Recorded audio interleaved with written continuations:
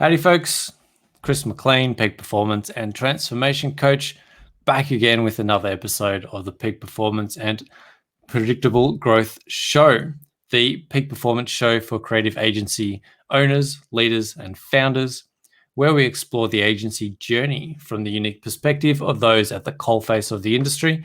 And my guests help unlock and dissect strategies, tools, and tactics from the trenches that are working right now to help you deliver better results for your clients, as well as grow and scale your agency to 6 and 7 figures and beyond. And my guest in the studio today is Alex Rossman from Rossman Media.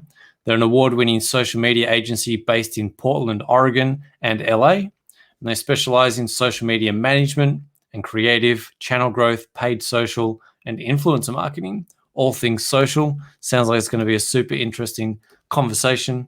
Alex, welcome to the show. Thanks for joining us. Chris, thank you for having me, man. Appreciate it. My pleasure. My pleasure. My pleasure.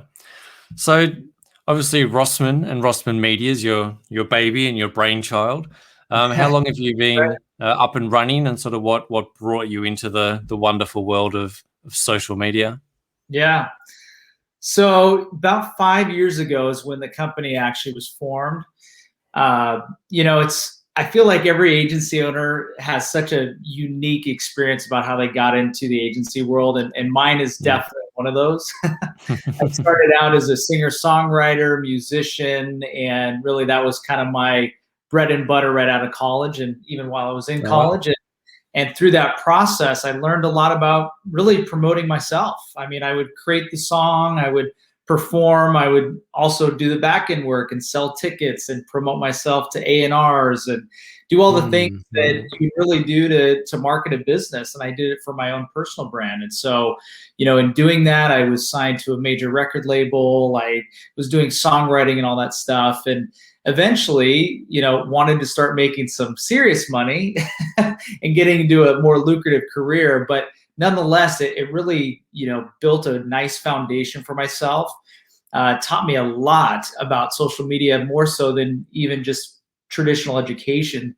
And from there, I went into the corporate world. I kind of did a weird transition in my kind of career life and worked at a big, company called ADP, big payroll company out of the United States. And kind of got my chops in sales, and I kind of moved my way up in that company for a couple of years and realized that I was more of an entrepreneur. Everything that I wanted to do was very much my way. And so I created Rossman Media. And so I branched out. I took my skills that I learned from singer-songwriter, / entrepreneur to my corporate life and built a social media agency. And actually my very first client was the San Diego Chargers when they were in San Diego, the professional football team.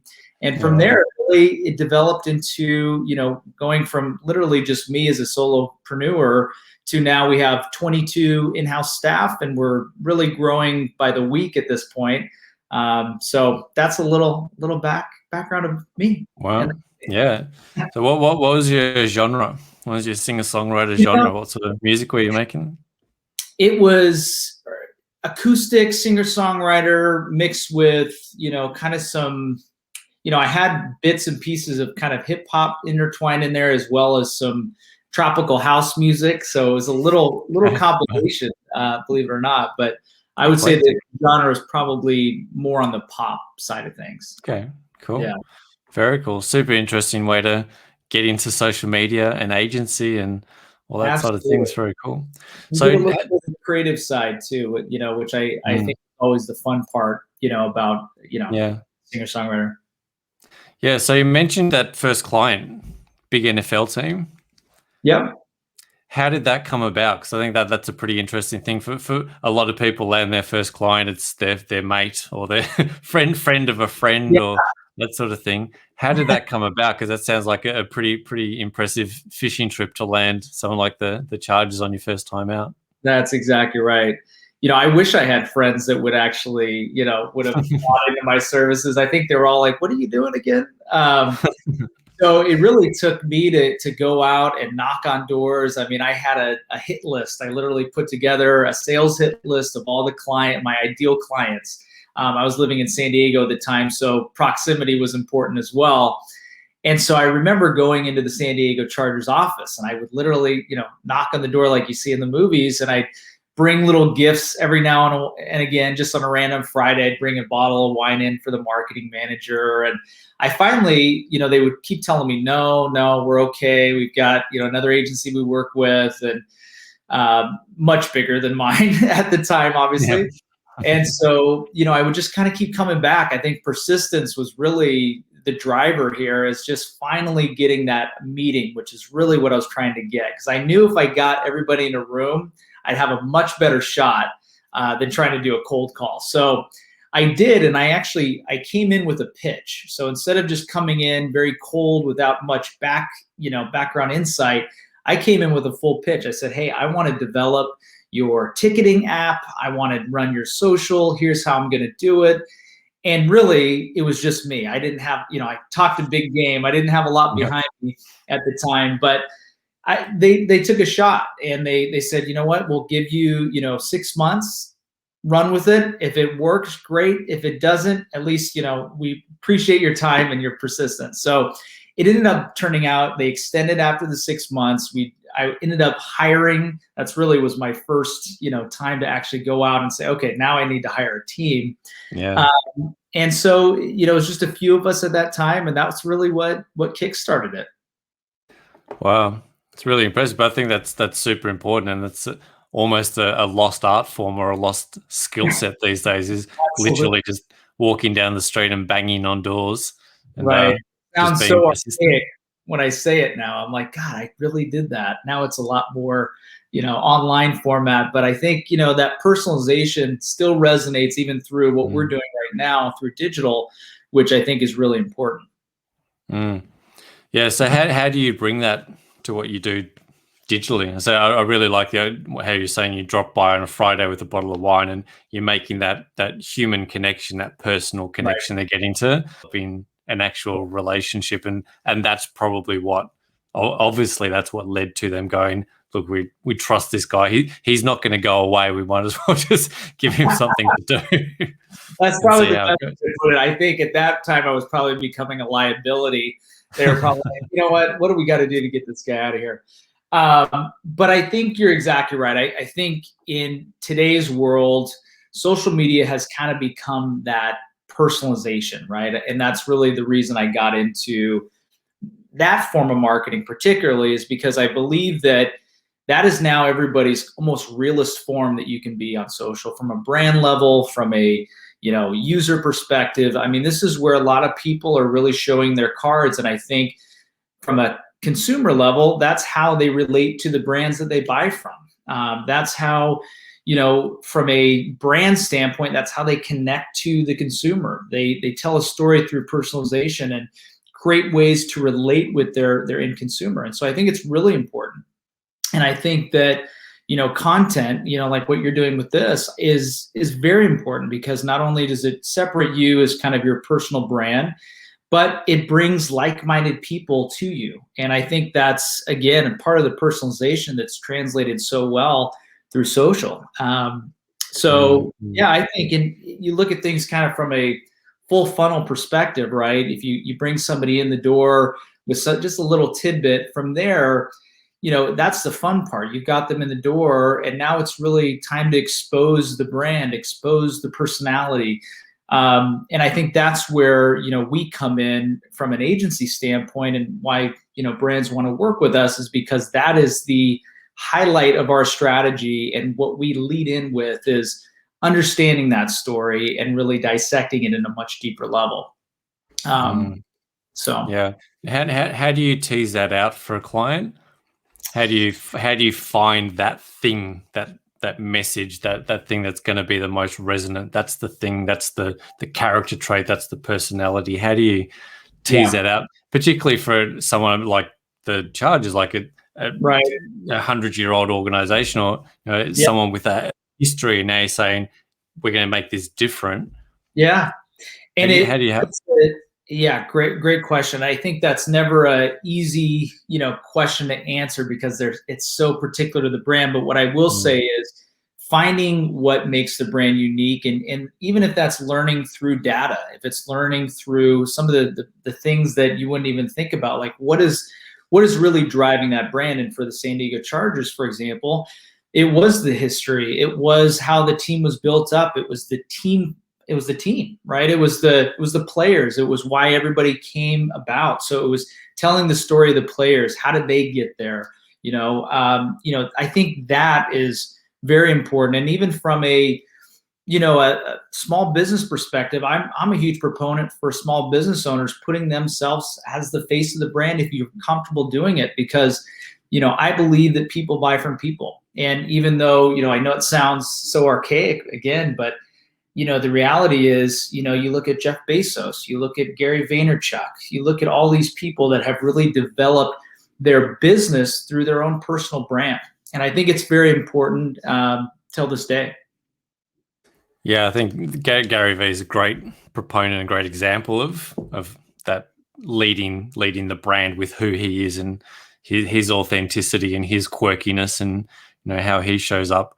And certainly off the back of that, right, he's got multiple things that he represents. Right. So I think that's always a really interesting space as well when you've got, particularly, say, sort of off the back of last year. Everything's about off the back of last year because it's kind of chaos for a lot of people. But I think if you look at people's LinkedIn bios right now, everyone's doing a few things there. During COVID, they went, "Oh, holy shit! I'm going to start up this thing," and that's kind of going. But now I've also got another job, and then my job's back on. So now I'm kind of got these multiple personas, but I'm still the same person at the top. Mm-hmm. So do you have a perspective on that? Because I find that really interesting. How do you, if you're doing very distinct things sort of career-wise, but you're still the same person, how do you kind of tear that out and make that succinct? Absolutely. It's such a great point that you bring up, because the reality is 2020, how crazy of a year it was. It brought in so many new entrepreneurs. It brought in so many more new businesses because you have all this time on your hands, right? Whether you laid off and you wanted to really kind of put all your time into your side hustle or, whatever it may be. So you're seeing, just so many more entrepreneurs and more businesses coming to the forefront, which I think is great. But I believe that the brands that you create or that are birthed from your own personal brand need to be representative of who you are, right? So we go off of Gary Vee. I think he is a great example because his businesses are all built around the things that he's passionate about, right? It started with wine. Now it's with sports. He's got Vayner Sports. He's got his own, agency, which is all built around social media, which he's dominated. So I'm a huge believer that the best way to combine, if you got multiple different things going on, is just make sure that you're into it. Make sure you really are passionate about it. And I think that speaks volumes, because I know you're in this world too. Many marketing agency owners are sitting there sometimes going, "Oh my God, can I really do this?" Because it takes a lot of time, takes a lot of energy. I can honestly say, dealing with as many business owners as I've had in multiple different industries, being a marketing agency owner is a very stressful, high impact job, right? You are really signing yourself up for something that is, you're dealing with a lot of different people on a given day, right? Whether it's your clients, your staff, you're dealing with reading performance reviews, analytics, creative. It's a really, crazy job. So you really got to love what you do. Yeah, I think that's crucial for anything to have that big, to just show up motivated, right? And have those days when you're not motivated, you have that grit because you know where you're going and you're passionate about this thing and you're going to get it done regardless of how you're feeling that day. But I also really appreciate what you're saying about this industry, creative industry. You are dealing with a whole lot of other things that a lot of people don't have to deal with. And a lot of us come to this from that creative space where that creative mindset then has to shift into a business persona or a business character or business traits. And that can always be interesting, how people manage that kind of shift and that adaptation from, well, I'm a coder, I'm a designer, I'm a musician, but now I'm reading, like I said, I'm reading analytics reports, and I now have to have emotional intelligence to deal with clients and staff and all that kind of stuff. So we're always juggling a whole lot of different balls, which makes it super, super exciting. Yeah. But it can also be a bit of a tightrope walk at times as well. The psychological journey. Yeah. So how have you managed that? How have you managed to stay on top of yourself and stay on top of the business? And are you making sure that you're taking that time off, that you're getting the downtime you need so you can come back and perform at your peak, right? So you can. Absolutely. To that point, absolutely. I've learned specifically just over the last year and a half how important it is to look out for your mental, physical health. I mean, you're spending so many hours a day behind a computer. It's so important to carve out an hour, 2 hours of your day, even if it's early in the morning or late at night, to go for a run, lift weights, do the things that truly are going to have an impact on your health. I think that's very important for sustainability and not burning out, because I've seen a lot of marketing agency owners that they hit that 1 year, 2 year mark of just go, 14-hour days, or if not longer, where they're barely sleeping. And it's tough. I mean, it's tough to sustain, and you can do it, but after a while you're going to hit that point where like, gosh, I can't do it anymore. And it ends up with an agency trying to sell quickly and try to get somebody to buy their business, or they just close their doors. And so for me, I've looked at, once 5 o'clock or 6 o'clock hits on my time, I cut out and I do like an hour workout. And then I come back and I do a little late night session. I'll jump on my computer, answer emails, prepare for the next day. But then I close my laptop, and I've created this kind of consistency where it's not a debate. I'm like, this is the time I got to cut out for a little bit of my day, so I know that tomorrow I can come and be my best self. And I think that's very important for any entrepreneur. And, I think another thing that, some people are not cognizant of is, the toll that it can take on your body, right? And if you're going and going and going, then all of a sudden your body's just going to shut you down and say, hey, not good. And I think that's just, again, every entrepreneur, I think, can relate in some capacity. But at least for myself, I've definitely set some time aside where I know I need to take a break. Yeah, it's super important to have those hard stops and to impose them. Right. So exactly like I said, 5 o'clock, I'm done. I sign off. That's my bracket. Right, it was 8 till 5. That's my work hour, and that's it. That's my work day. That's what I'm getting done at that. I've got a hard cut, and I'm going to go and look after myself. I'm going to go to the gym, and then also making sure that you're breaking during the day and you're looking after yourself. It's like, I think I liked what you said.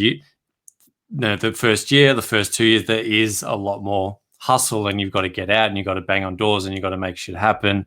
And that definitely has to happen. But there is a point where if you continue that, it just stops being fun. Yeah. And that's not the reason why we start businesses, right? We start them because we're enthusiastic and motivated, and it's fun, and we get enjoyment out of it, and it taps into our soul, and it makes us feel great. Yeah. And like when we get in that cycle of just hustle, push, and not looking after ourselves, the enjoyment disappears.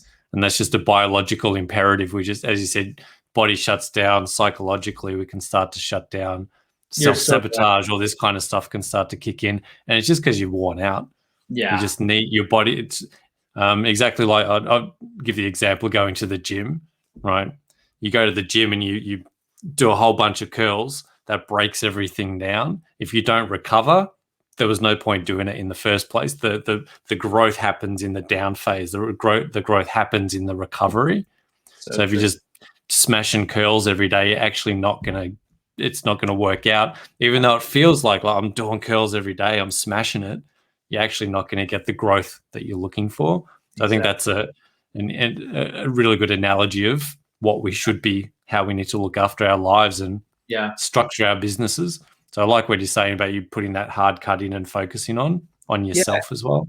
And Chris, I think you bring up another good point, which is, the first 2 years, obviously I think there's a lot of, people feeling the same kind of way. It's just a whine and grind every day.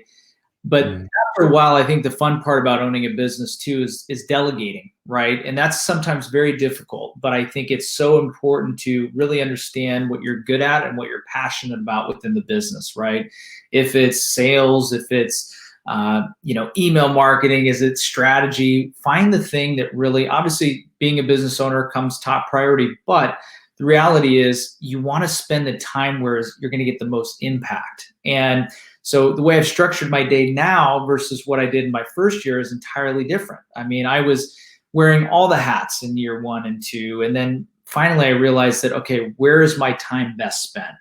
And now that's allowed me to open up more hours in my day. It's allowed me to put specific activities into the right hands and find people that can actually share the same creative energy as me, but can add a different, input, right? And I think that's so important, as an agency owner, to get to that next level and be able to delegate and rely on other people to really fill those gaps. Yes, it's like one of my mentors has a great African proverb, right? If you want to go fast, go alone. If you want to go far, go together. And that's much like what you were just saying. You can kind of get stuff started, but if you want any chance of scale and longevity and sustainability, you've got to defer, delete, and delegate to get stuff done. And yeah, I love what you're saying there, that you can work out, this is what I actually get the enjoyment from. This is what I love to do in my business. So how do I do more of that? And how do I structure and build days around me doing that, the task work that's going to grow the business, but that I'm also going to I come to work and I love what I'm doing. I get to enjoy at least part of my day, because some of the day is probably going to unravel and there's going to be some shit that I'm going to have to deal with just because that's the nature of life and business. But at least you've got you top and tail in your day with structure of growing the business, getting some enjoyment out of what you're doing, and then your workout and your family time and all that stuff that comes at the end of the day. It's really important, I think, to balance that. So love that you've got that implemented in your business, and it's obviously working out well for you. In terms of team, just to change track, you've got a couple of different offices. Are you sort of running mostly virtually? Are they servicing sort of all of the states? Are you servicing global? What's that sort of service and team model look like for you? Yes, we have 2 locations. I mean, they're really virtual locations now. I mean, in all reality, we've turned into a fully remote agency as of beginning of 2020. But there's still part of us where we're doing, on-site creative, whether it's photo, video. We do get together as a team and still do community building activities. And I think that's really important not to lose that in some capacity. But yeah, we have 2 locations. We service all of the U.S. We'd love to branch into, other countries and beyond. Right now, we are focused on the U.S. Both of our offices host different staff. So we've got some of our operations team and creative up in Portland, and then pretty much all account management is in LA at this point. So those are kind of our main hubs, and that's primarily, we noticed that that's a big chunk of our clientele are in those 2 markets. But yeah, it's interesting as you continue to build out a team. It's so hard, especially now with everything being online, to put yourself into too much of a hole, right? Where it's, you're kind of stuck geographically because there's so much great talent, right? All over the place, all over the world. So I try not to limit, ourselves to that. I try to look more at the talent. Are they a good cultural fit? There's a lot of things that go into it. But yeah. Yeah, I think that there's going to be a really interesting opportunity as time progresses, now that we've got this massive fragmentation of workforce, and you've got a whole lot of really, really talented people coming out of agencies that are now freelancing, contracting. So that ability to pick and choose world-class talent and bring them in to run on your projects. I think it's going to be a really interesting space for agency owners like yourself to sort of really pick and choose from an elite resource globally. Yeah, absolutely. Amazing. So just to wrap, if you had to pick a trend or an insight from what you're seeing out in the world, what's coming, where are things heading with social with that? You want to tell a story, you want to leverage brand and personality. Where are you doing that? Is it 30-second videos on TikTok? Is it longer format? Is it copywriting? Is it Clubhouse? What do you see sort of bubbling under the surface? What's coming for people? Great question. And I feel like I answer that one on a daily basis because it's always changing. And I think everything you mentioned is literally a part of a bigger strategy. I think that, the shorter form content, obviously TikTok is just blowing up. It's massive. It's the Wild West, as we call it over here, Chris, of social media. I mean, it is. Really, you've got influencers that are accidental influencers because they have content that blew up overnight. You have brands that are starting to run ads and they're starting to see some traction there. It's definitely picking up, and we're seeing a pretty big focus on that channel specifically as a great resource for brands to really get out there on a big level. Obviously that shorter form content, but there's always a place for longer form content. You look at YouTube as still a very viable platform where you have, a lot of creators that are out there just building a nice subscriber base just off of creating awesome content. And there's really no, duration limitations, because the reality is people are watching hour-long YouTube videos still. It's still happening. I think you've got to have a hook of a smaller little tidbit, whether it's a little freebie or something to get people excited about it. But I'm still a huge believer that it's got to be your best first. And I think that's tough for a lot of brands and even influencers and people who are on social to want to give your best for free. But the reality is, I think you've got to in some capacity, right? And it doesn't necessarily product business mean you have to give away free product, but you've got to get creative with ways of getting people into the funnel, getting people excited about your brand. And that's becoming more difficult to do as well. I think, you look at, how competitive it is out there, and the space that you're fighting for, whether it's an ad channel or just day-to-day organic reach on social, you've got to be compelling. And I'm a believer that volume is still important. The more you post, the more you create good content, the more impact you're going to make on your business. And I still believe that's true. I think for a while there was conversation that it's quality over quantity. And I think it's gone back to, more volume. And I think that's TikTok, for example, just a little hack for your listeners, it's everyone's asking about, what's the algorithm like? Like, what do I have to do to go viral? And it's literally it's so simple. Post a lot, and you'll be surprised that the one video that you didn't think or that you thought would go viral didn't. And then the ones that you thought, it's just a very interesting platform. And even one of my fiance's friends, who she started a business during COVID, right? She wanted to launch it, and she started on TikTok, and she created a video that went viral, and it went viral in the weirdest way. She had a whole idea of the demographic. I mean, she was really a great marketer, but it ended up catching on with like a gamer community. And she was like, that's so not my audience, but it works for them, right? And so you just sometimes never know. And it was one of the videos that she posted on TikTok that, again, she thought it was just, random, but she ended up selling out a product overnight. I mean, she only had one prototype and just a little stockpile of, product that she created essentially that she was sitting on out. So a lot of opportunity out there, but social media should really be the focal point of the digital strategy. Yeah, I think love what you're saying then. I have a great example on TikTok. I don't post as frequently as I probably should, because I'm just sort of testing out, but my most viral clip, most of my clips get about 200 views. I posted a random thing with we walked past a dog one time. The owners had cut a hole out of the fence, right? And the dog sticks its face out and drops the ball, and you throw it over the fence and spend hours there. I posted that, and it's up to like 330,000 views. Oh my gosh, that's so great, man. It's insane. So now I'm a dog channel on TikTok. So it's more dog content apparently. Yeah, that's so great. It's so true, man. It's so true.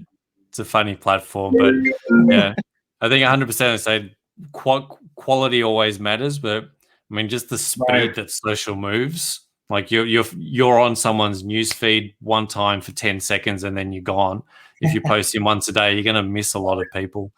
So I think, unfortunately, volume is also an important part of any strategy. And, the quality is, you still want it to be quality, right? I mean, I think it's like a give and take. You don't want to, constantly put out a bunch of garbage. Like you want it to be representative of your brand. You want to feel good about what you're posting. So I don't think you should, abandon the creative part of, social. But at the same token, and that's why, again, we go back to Gary Vee and some of the other guys, and women who are just phenomenal at creating content that's quality, but at a volume that is just like, sometimes I'm like, it's hard to keep up because there's a certain level of production value you still want to keep there. There's, it's a lot that goes into it, but I think the reality is, if you can find different topics to talk about, and another thing, just leveraging Google a bit more and saying, hey, you know what, let's just see what's trending. What are people talking about? Being a part of that conversation, I think, is also very important. Yeah, amazing tips. Really, really good stuff. Really good insights. Alex, if people want to find out more about you, connect with you, work with you, what's the best place for them to come and find you? Well, there's some of it there, I think, right? Yes, the reverse camera gets you when you're trying to point to stuff. Good. Rossmanmedia.com, that is our agency website. Feel free to take a look there. Instagram, pretty active.